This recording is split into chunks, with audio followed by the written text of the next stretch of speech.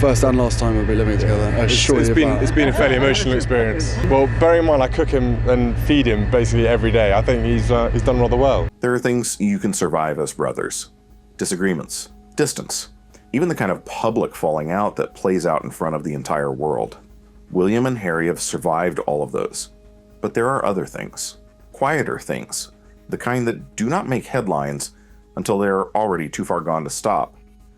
And when William discovered what Harry had been doing behind closed doors, inside the very institution William is preparing to lead, as something shifted that no summit and no reconciliation meeting and no carefully worded joint statement will be able to shift back. Harry had been negotiating, secretly, with people inside the palace, and William had been the last to know. The back channel, how Harry's secret negotiation was built. Know that until this legal process in 2021. One of the first things my lawyer said to me was, as disclosure started, or as this process started. The question nobody is asking loudly enough. Why would Harry negotiate secretly when he has spent the last 4 years conducting his relationship with the royal institution entirely in public? The interviews, the memoir, the documentary, the Oprah moment. Every grievance, every allegation, every version of events that served his narrative has been delivered through the loudest possible channels to the largest possible audiences. So why suddenly the back channel? The answer to that question tells you more about where Harry actually is right now than anything he has said publicly in the past 2 years. Because the public approach has not produced what Harry needed it to produce. The documentary did not change the institution. The memoir did not generate the accountability he said he was seeking. The interviews did not move the people inside those walls in any direction that served his practical interests. What they did was burn the relationships, damage the institution's reputation in ways that hardened attitudes toward him, and create a public record of accusations that make any formal reconciliation significantly more complicated. In other words, the loudest possible strategy produced the opposite of its intended result. And Harry, whatever else can be said about him, is not someone who lacks the capacity to eventually read that reality. It takes him longer than it should. The defensive structures around his current life make honest assessment of outcomes difficult, but eventually the gap between what he said he wanted and what he actually has becomes too large to paper over with another interview or another streaming project. That gap, sources suggest, has become impossible to ignore. And so a different approach emerged. Quieter, more targeted, designed to achieve through private conversation what the public strategy had comprehensively failed to deliver. The back channel, as sources describe its construction, did not begin as a formal negotiation in any structured sense. It began with contact, carefully initiated contact with specific individuals inside the palace structure, not the most senior figures, not the people whose communications with Harry would trigger immediate institutional awareness and response, but people positioned close enough to the center of things to have genuine influence and genuine information, and far enough from the formal monitoring of royal communications to make contact feel, to those involved, like something that could be managed discreetly. The method of contact has been described in terms that suggest considerable care about leaving a traceable record, not the official channels that palace communications flow through, not anything that would generate a formal log that could subsequently be reviewed. The kind of outreach that relies on personal relationships and personal devices and the assumption that the people being contacted will exercise the same discretion in receiving the communication that Harry exercised in making it. That assumption, as the story eventually reveals, was not entirely warranted. What was Harry seeking from these conversations? This is the question that sources have been most careful about answering in full. But what is filtered through gives a picture that is more complicated and more revealing about Harry's actual position than the public version of his relationship with the palace would suggest. He was not seeking a simple return, not asking to walk back into Kensington Palace and resume the life he walked away from. That is not what the conversations were apparently about. What he was apparently seeking was something more specific and more practically urgent. There are several dimensions to what sources describe as his objectives. The first involves his children. Archie and Lilibet occupy a position within the royal succession that has legal and institutional implications, regardless of where they live or how their parents have chosen to conduct their post-royal lives. Harry has been, by all accounts, deeply concerned about the formalization of his children's standing within the institution, about their security, about the specific protections and recognitions that their position in the line of succession should carry, but that their parents' departure and the subsequent behavior have complicated. This is not an abstract concern for Harry. It is personal and urgent in a way that cuts through the ideological positioning of the public narrative. Whatever Harry believes about the institution, he is a father who wants specific things for his children. And some of those specific things require the cooperation of the institution he has spent 4 years publicly attacking. The second dimension is more directly personal, his own position, his own potential path back to some form of meaningful engagement with the family and the institution. Not necessarily a formal return to royal duties. The terms of any such return are so complicated by everything that has been said and done that sources suggest even Harry does not believe a full reinstatement is achievable in any near-term scenario. But some acknowledged positions, some formal recognition that there is a version of his relationship with the family that is not defined entirely by the hostility of the current chapter. The third dimension is financial and legal. There are ongoing matters relating to security arrangements, to the status of titles, to various formal relationships between the Sussex household and the institution that have not been cleanly resolved. Harry has interest in how these matters are settled that have practical implications for his life in California. All three dimensions require someone inside the palace willing to engage, to have the conversation, to explore whether any of what Harry is seeking is achievable through quiet negotiation rather than public confrontation. And incredibly, some people inside the palace agreed to that conversation. That is the part that William did not see coming. Not that Harry wanted to negotiate. William was aware, through various channels, that his brother's position was more complicated privately than publicly, that the Montecito life was not delivering what it was supposed to, that the gap between the public performance of contentment and the private reality had been widening in ways that made some form of outreach eventually probable. What he did not anticipate was who Harry reached and who said yes. That is the discovery that changed everything. The insiders. Who agreed to talk and why? This is the part that changes the entire shape of the story. Because Harry reaching out is one thing. A man in his position facing the practical consequences of an unsustainable public strategy, exploring private alternatives is not surprising. It is almost inevitable given enough time and enough accumulated evidence that the public approach is not working. What is surprising is who picked up. The individuals who agreed to engage with Harry's approach are not peripheral figures. They are not former staff members who left the institution years ago with their own grievances and their own reasons to maintain a relationship with the Duke of Sussex outside official channels. They are people who are currently inside the palace structure, who attend these meetings, who have access to the conversations, who exist within the institutional world that William is actively preparing to lead. That is the detail that makes this not just a family story, but an institutional one. And it raises a question that goes to the heart of everything William thought he understood about the loyalty landscape inside his own world. How many people inside the palace, people who smile in the right rooms and say the appropriate things in the appropriate meetings, have a different set of calculations running beneath that professional surface? Sources familiar with the situation describe the insiders who engaged with Harry as falling into roughly two categories, not identical in their motivations, not operating from the same position or with the same objectives, but arriving at the same decision, to talk to Harry outside official channels, without the knowledge or the consent of the people who run the institution they work within. The first category is the sympathy camp. People who have genuine personal warmth toward Harry that predates the Sussex departure, and that has not been fully extinguished by everything that has happened since. People who remember the Harry they knew before Meghan, before the documentary, before the memoir, who have maintained a private distinction between that Harry and the public version they have been required to treat as a hostile external actor since the departure. These are people who did not stop caring about him when the institution required them to behave as though they had. who, when contact came, found that the instinct to respond was stronger than the calculation about what responding might cost them.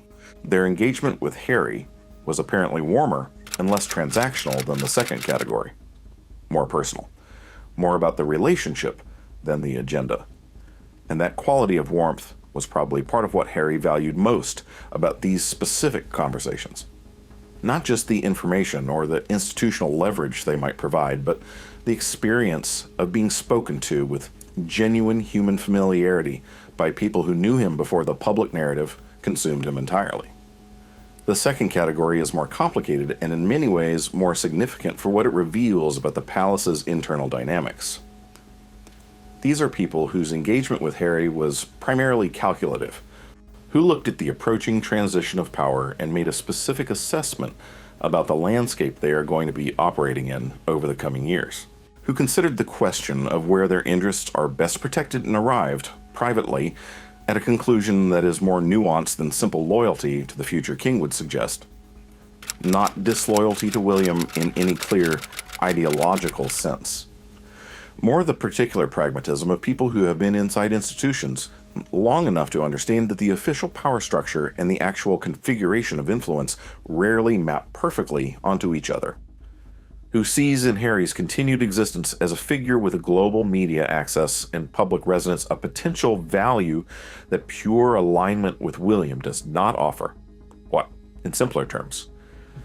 They were hedging, keeping a line open to Harry, not because they believe he will return to formal royal life or that his position will recover to anything resembling what it was before the departure, but because in a world of uncertainty about what the monarchy looks like in 5 or 10 years, having a maintained relationship with a figure who can command attention and generate narrative is not nothing. It is insurance, of a very specific and very palace kind. What these individuals offered Harry in their conversations was a mixture of information and implied access. Details about the internal discussions around certain matters that directly affect his interests. A sense of which directions institutional thinking is moving on the specific questions he cares most about. And the implicit suggestion that their engagement could be sustained if the conversations proved mutually useful. Everybody else within this group of people get it at the minimum once a year. What Harry offered in return was less tangible, but not without value. The suggestion of a different kind of relationship in whatever future configuration emerges. The implication that his ongoing public platform, currently deployed against the institution, need not remain permanently and comprehensively hostile. That there are people whose cooperation in the private space he is capable of acknowledging in the public one, however indirectly. It was, in the bluntest reading, an influence exchange. Harry offering the implicit possibility of a less hostile public posture. The insiders offering information and access that serves his practical objectives. Neither side put any of this on paper. Nothing that explicit was ever stated in terms that could be quoted or documented. Palace people of this level of experience do not make that kind of mistake, but the substance of the exchange was understood by both sides. That is how these things work. That is how they have always worked inside institutions that run on relationships and implication rather than documented agreements. The question that neither side appears to have fully accounted for was what happened when William found out, not if, when.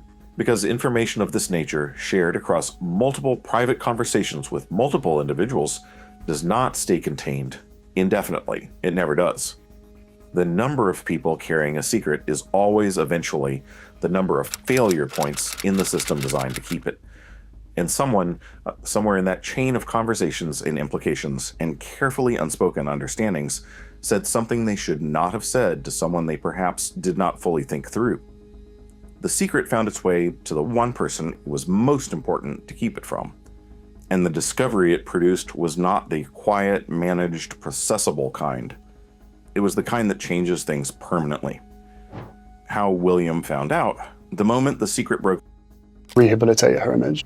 You and your brother both directly asked your dad not to marry Camilla. Yes. Why? Secrets inside palace walls have a particular lifespan, shorter than the people keeping them usually expect, longer than the people they affect would prefer. and ending almost always in the way that secrets in closed institutions end. Not with a dramatic exposure, not with a document leaked to a journalist or a recording surfaced by a hostile source, but with a conversation that travels one step further than it was supposed to.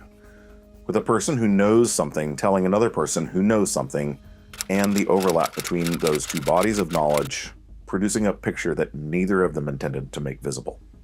We have the author of the new bestseller, Spare. I'm here with Prince Harry. Harry, I believe. That is how William found out, not through the palace's formal security apparatus, though sources suggest that apparatus has since been applied retroactively to map the full extent of what was happening.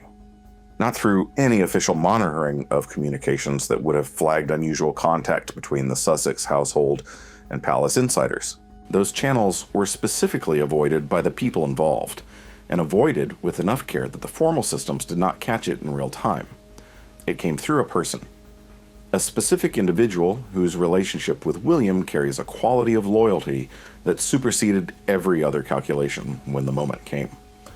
Someone who became aware of enough of the picture to understand what it meant, who sat with that knowledge for a period of time that sources describe as uncomfortable, who weighed the implications of speaking and the implications of not speaking, and who ultimately made the decision that the person who needed to know was William, and that allowing him to continue not knowing was not something they were willing to sustain.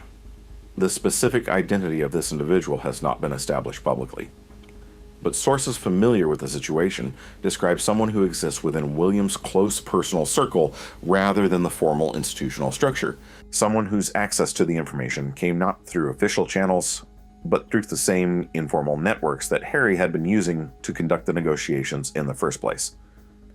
Someone who understood exactly what they were carrying and exactly what delivering it would set in motion, as they delivered it anyway. The moment William received the information has been described by sources in terms that consistently emphasize its quality of controlled shock, not the explosive reactive shock of someone encountering something entirely without warning, something more internal than that. The particular stillness of a person who is processing something that partially confirms what they have suspected and partially exceeds what they were prepared for. William sharing some rare personal insights with Eugene Levy. Yeah, I think stuff to do with family overwhelms me. He had known, in a general sense, that Harry's position was not as settled as the public performance of the Montecito life suggested, that the distance between the life Harry said he had chosen and the life he was actually living had been creating pressures that would eventually require some form of resolution. That some kind of outreach to the institution was probably coming in some form.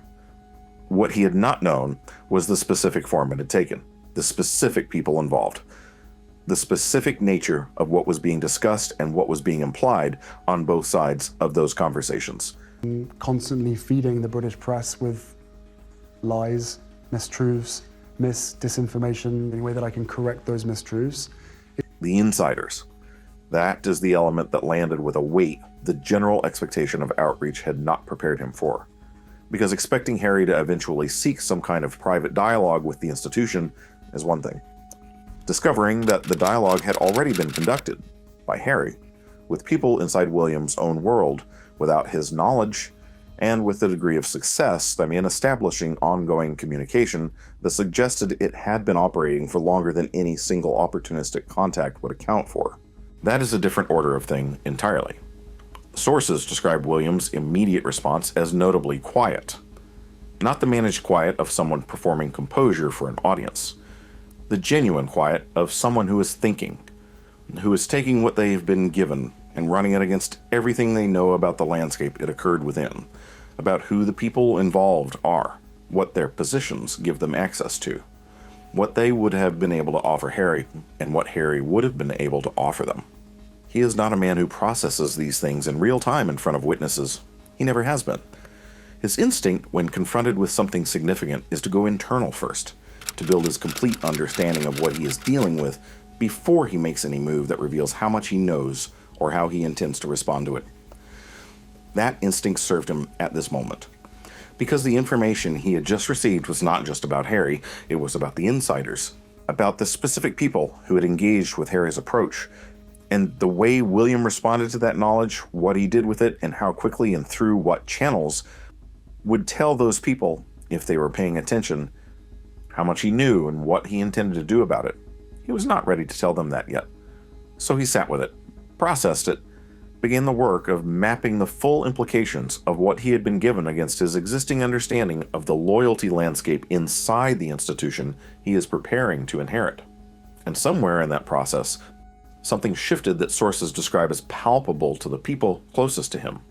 Not his manner, not his public behavior, not anything visible to the outside world, but the particular quality of how he now occupies the institutional spaces he moves through. The meetings, the briefings, the formal and informal interactions with the people whose engagement with Harry's back channel he is now aware of. He knows, and they do not know that he knows, and he is operating in that gap with the patience and the deliberateness of someone who understands that knowledge, properly managed, is more powerful than any immediate reaction. But underneath the patience and the deliberateness, something has changed that will not change back. I think it's safe to say that change is on my agenda. Change for good. And I embrace that and I enjoy that change. I don't fear it. That's the bit that excites me. The discovery has answered a question William did not know he was asking until the answer arrived. He now knows who talked. He knows what was said. And he knows that the world inside those palace walls is not mapped exactly as he thought it was.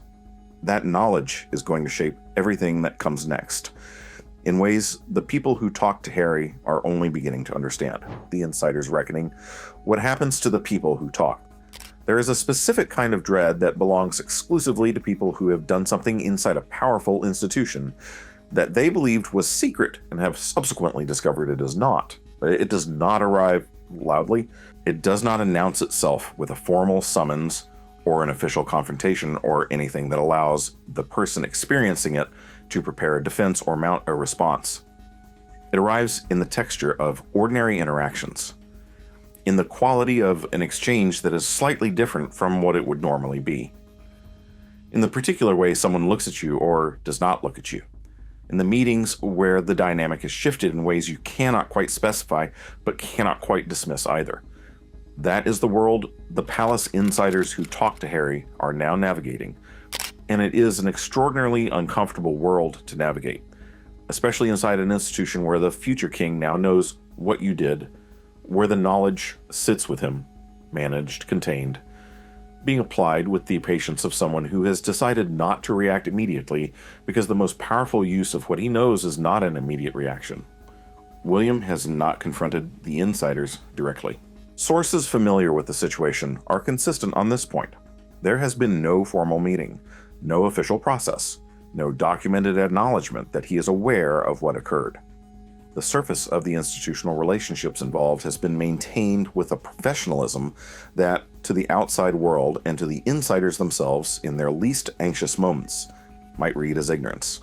But it is not ignorance, and the insiders know it is not ignorance. Or they have reached the point of suspecting strongly enough that the distinction between knowing he knows and fearing he knows has become functionally irrelevant. The practical consequences are already making themselves felt, not through dramatic gestures or formal changes in role, or anything that could be pointed to as a direct response to specific knowledge, through the subtler mechanics that William operates with. The meetings where certain people find themselves slightly less central than they previously were. The decisions where input that was once actively solicited is now received rather than requested. The access to William's inner circle of trust has narrowed in ways that are not announced but are felt by the people on the wrong side of the narrowing. My father needs a bit of protection, but it's important my family feel protected and have the space to kind of process a lot of the stuff that's gone on last year. William is doing what he always does when he is managing something significant that he is not yet ready to address formally. He is adjusting the landscape around the situation without making the adjustment visible enough to produce the conversation he is not yet prepared to have. The insiders who fell into the sympathy category are experiencing this differently from those in the calculative category, and that difference is itself revealing about how William has parsed what he knows. For the sympathy insiders, the people whose engagement with Harry came from genuine warmth rather than strategic calculation, The adjustment they are experiencing is less severe and less pointed. Sources suggest William's understanding of their motivation, while not excusing the engagement, produces a different quality of response than what he reserves for those whose contact with Harry was primarily about hedging their own position. He does not forgive easily, but he distinguishes. And the distinction he draws between someone who talked to Harry out of genuine human feeling and someone who talked to Harry because they were running a private calculation about their own interests in the coming transition is a distinction that will matter enormously for what their futures inside the institution look like. The calculative insiders are in a fundamentally more precarious position, because what they did is not just a loyalty failure in the personal sense that the sympathy insiders engagement represents. It is a strategic betrayal, a decision to maintain a back channel to a hostile external actor for the purpose of protecting their own position in a future that belongs to William, to use their institutional access as a bargaining chip in a private negotiation with someone William has every reason to treat as an adversary. That is not something William is inclined to manage with the relative gentleness he can extend to people whose motivations were at least recognizably human, even if their judgment was poor.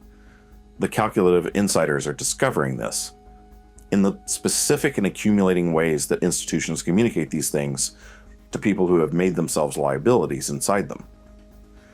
There is also a secondary consequence that nobody who agreed to talk to Harry appears to have fully modeled in their initial calculation.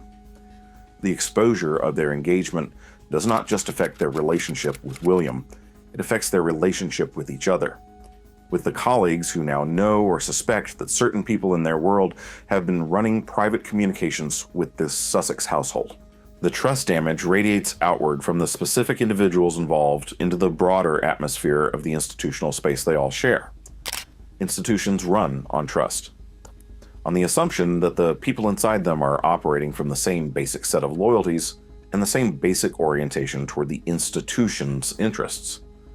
When that assumption is compromised even for the people not directly involved in the specific breach, the atmosphere changes, people become more careful, more conscious of what they share and with whom, more aware of the possibility that the person beside them in a meeting is not operating from exactly the premises they appear to be operating from. I would not have taken this far if I didn't have compelling evidence. That atmospheric change is one of the most lasting consequences of what Harry's negotiation has set in motion, not the specific individuals affected. The general culture of a palace that is now in its quieter moments, sitting with the knowledge that its loyalty landscape is more complicated than it appeared. William is sitting with that knowledge too, and he is doing something very specific with it. He is learning, mapping, building a clearer and more accurate picture of the institutional world he is inheriting than he had before Harry's back channel inadvertently provided him with a kind of loyalty audit he would never have been able to commission formally. Harry sought to negotiate his way back towards something he had lost. What he has actually done is given William something of considerable value, a map of where the cracks are, and a future king who knows where the cracks are is in a significantly stronger position than one who does not. That was not what Harry intended, but it is what he delivered. William and Harry, the brotherhood that cannot be rebuilt. Do you find already that Prince William has a will of his own? Well, he certainly does. I mean, he's a typical 3-year-old, because I work with 3-year-olds. Set everything else aside for a moment. Set aside the institutional consequences, the loyalty audit, the insiders navigating their new reality. The palace dynamics shifting in the wake of a discovery that has changed the internal landscape of the monarchy in ways that will take years to fully settle. Set all of that aside and look at what is left at the center of it. Harry is more quieter and just watches. Whether he copies William, we wait and see, but he's certainly a different character altogether. Two brothers who grew up together in the most extraordinary circumstances that two people can share, who lost their mother together at ages that should have made them each other's most important anchor against a grief the rest of the world watched but could never fully understand, who stood side by side at Diana's funeral and walked behind her coffin in front of 1 billion people, and somehow carried that experience forward into adulthood and into the institution that both shaped and constrained everything that followed. What is left between those two people now? The question is not rhetorical. It deserves a direct and honest answer, because the pattern of events that has built to this discovery does not leave a great deal of room for optimism about the answer. People close to William describe a man whose emotional position on his brother has undergone a transformation that is qualitatively different from the accumulated hurt of the public falling out. The documentary, the memoir, the Oprah interview, those things damaged the relationship, damaged it severely, in ways that required enormous reserves of brotherly feeling and shared history to absorb without becoming permanent. Those reserves were not unlimited. That is the thing that the people around Harry appear to have fundamentally misjudged. They assumed that because William kept the surface of potential reconciliation technically intact, because he never delivered the kind of public statement that would have formally and permanently closed the door, there was an inexhaustible supply of willingness beneath that surface. There was not. What William apparently extended to Harry through years of public provocation and private hurt was a finite patience. A space kept open, not because he felt no injury, but because he felt the pull of shared history strongly enough to refuse, for as long as he could, to let the institutional and public falling out become a permanent personal one. The discovery of the secret negotiation has apparently consumed what remained of that finite patience. Not instantly. Not in a single, overwhelming emotional response that sources describe as dramatic or explosive. More quietly and more completely than that. In the particular way that something runs out when there is simply nothing left of it. Without announcement. Without a moment that can be identified afterward as the point of no return. Just the recognition settling into the permanent structure of how William now carries this. That what he extended to Harry for years has been definitively exhausted. The specific nature of the betrayal as William experiences it is worth examining carefully, because it is not simply that Harry negotiated without his knowledge. That dimension is significant, but it is not the core of what has landed so heavily. If you come for any other reason, then you will get a very low amount of security. I'm not going to confirm what that is, but it is completely insufficient. The core is the targeting. Harry did not conduct these negotiations in some neutral, external space. He did not approach people outside the institution or former members of staff whose connection to the palace is primarily historical. He went inside, into William's world, into the institutional environment that William is preparing to lead. He identified people within that world whose loyalty or judgment he assessed as potentially available to him, and he worked on them, quietly, over time, with enough skill and enough patience to establish ongoing lines of communication that served his private agenda. That is not a brother seeking a way back to a relationship. That is an operator using the most personal and most sensitive terrain available to him as a resource for his own objectives. And the people he used are people William sees, works with, has extended varying degrees of trust toward in the context of building toward the institution he intends to run. The violation is not abstract. It is daily. It is present in every meeting and every interaction with the people who said yes to Harry's approach. It has made William's own institutional world strange to him in a way it was not before. That is what Harry's negotiation has actually produced, not a path back. Not progress toward any of the practical objectives the conversations were apparently designed to serve, but the final exhaustion of the brotherly patience that was the only remaining bridge between two people whose public relationship collapsed years ago. Sources close to William describe his current emotional position on Harry in terms that are more final than anything previously reported, not hot with anger, not raw with fresh hurt. Something colder and more settled than either of those things. The particular quality of someone who has arrived at a conclusion rather than a feeling, who has processed what happened and reached a place of determined clarity about what it means and what it changes. It changes the answer to the question of whether a genuine reconciliation is achievable in any meaningful time frame that can be practically imagined. The public relationship may continue to be managed. There will be occasions where both of them are present, and where the performance of a functional family is required and will be delivered because both of them understand what the institution needs, even when they cannot give each other what the relationship once had. but the brotherhood. The specific, unrepeatable thing that existed between two boys who lost their mother together and grew into men inside the most demanding institution on Earth. The thing that William kept a space open for through years of provocation and hurt, because the shared history felt too significant to fully surrender. That is gone, not because William chose to end it in a dramatic moment of decision, but because Harry made choices that ended it incrementally, through the documentary, through the memoir, through the interviews, and finally, definitively, through the negotiation that used the most personal terrain available as a resource for a private agenda. Each of those choices deposited something into the account of what William could sustain, and the account is now empty. Harry wanted to negotiate his way back toward something. What he negotiated was the permanent closing of the only door that ever could have led him there.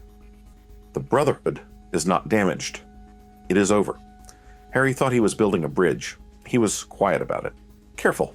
He found the right people and had the right conversations, and believed apparently that the back channel he was constructing was invisible to the one person it most needed to be invisible to. He was wrong. William knows. He knows who talked. He knows what was said.